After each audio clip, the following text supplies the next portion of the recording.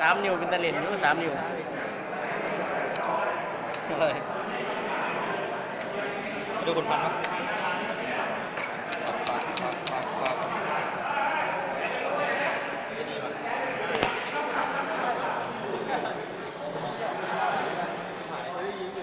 เอาเลยนะ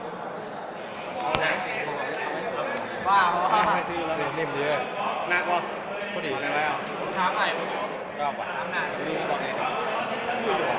ท่านเนี่ยถ่ายรูปด้วยกันชื่อดีๆเขาถ่ายรูปด้วยเขาเอาแรงมาตั้งนี่ตอนแรกนึกว่าถ่ายวิดีโอ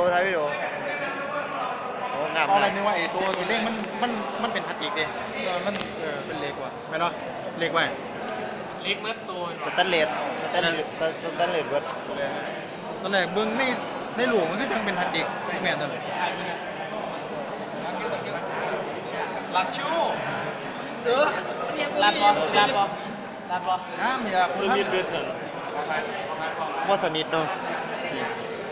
คือเด้นี่เลย นี่ไม่ค่อยสนิทนี่เนาะ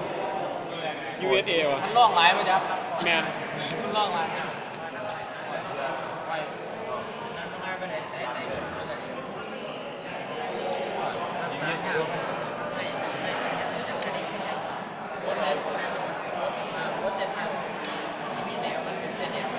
นี่ก็บอกอะไร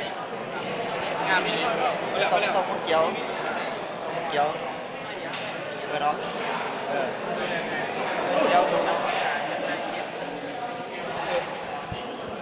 งามเลย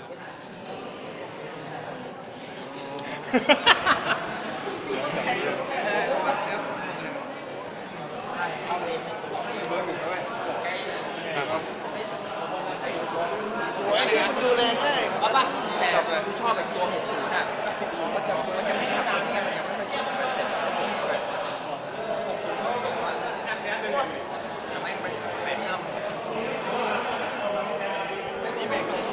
ถ่ายวิดีโอถ่ายเพื่ออะไรถ่ายรูปดีกว่าเก็บไว้เป็นตัวเลือก ไก่หนีบครับวันนี้